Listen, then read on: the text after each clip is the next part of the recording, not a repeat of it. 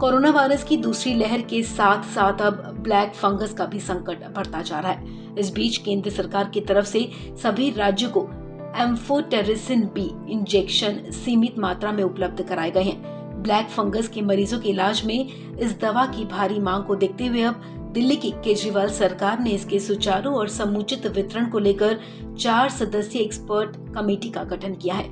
ये कमेटी फैसला करेगी कि किसे ये इंजेक्शन देना है और किसे नहीं।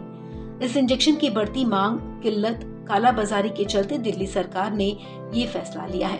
आपको बता दें, दिल्ली सरकार की तरफ से बनाई गई इस कमेटी में डॉक्टर M.K. डागा जो इस कमेटी के चेयरमैन हैं। इसके अलावा doctor Manisha Agrawal, doctor S. Anuradha और डॉक्टर रवि मेहर इस कमेटी के सदस्य हैं। दिल्ली सरकार की तरफ से इसे लेकर जारी आदेश में एम्फोटेरिसिन बी इंजेक्शन के लिए आवेदन और वितरण की पूरी प्रक्रिया बताई गई है।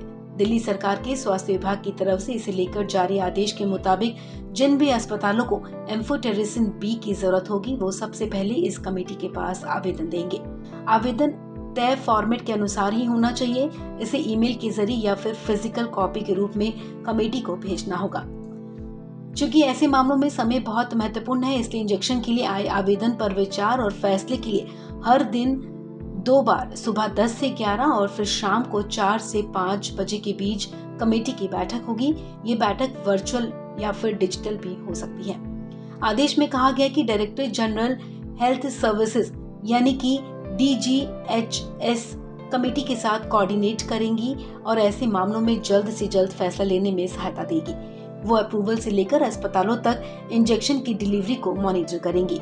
हर दिन की मीटिंग का फैसला ईमेल के जरिए संबंधित पक्षों से साझा किया जाएगा। एप्लीकेशन खारिज होने के मामले में संबंधित अस्पताल को लिखित में जानकारी दी जाएगी। मीटिंग के फैसले की एक कॉपी स्वास्थ्य विभाग की वेबसाइट पर भी अपलोड की जाएगी। कमेटी के निर्देश पर डायरेक्टर जनरल हेल्थ सर्विसेज का कार्यालय अस्पताल या फिर इंस्टीट्यूशन के अधिकृत व्यक्ति को इंजेक्शन मुहैया कराएगा या प्राइवेट अस्पतालों के मामले में स्टॉकिस्ट भुगतान के साथ अस्पताल के अधिकृत व्यक्ति को इंजेक्शन उपलब्ध कराया जाएगा। DGHS और सभी स्टॉकिस्ट ये सुनिश्चित करेंगे कि अस्पतालों तक इंजेक्शन उसी दिन पहुंचे। इससे जुड़े सभी रिकॉर्ड DGHS का कार्यालय मेंटेन करेगा। इंजेक्शन मिलने के बाद संबंधित अस्पताल को तय मरीज के लिए इंजेक्शन के इस्तेमाल की रिपोर्ट भी सौंपनी होगी। एम्फोटेरिसिन बी इंजेक्शन के सही इस्तेमाल की जिम्मेदारी व्यक्तिगत तौर पर अस्पताल प्रशासन की होगी।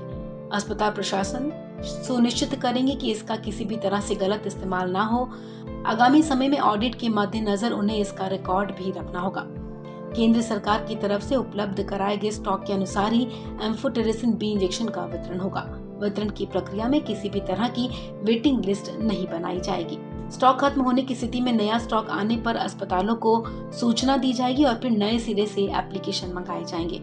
इसके अलावा आदेश में ये भी कहा गया कि इलाज कर रहे डॉक्टर के विशेष रिकमेंडेशन पर विशेष परिस्थिति में स्वास्थ्य एवं परिवार कल्याण विभाग के प्रधान सचिव खुद किसी सरकारी अस्पताल को इंजेक्शन दे सकेंगे।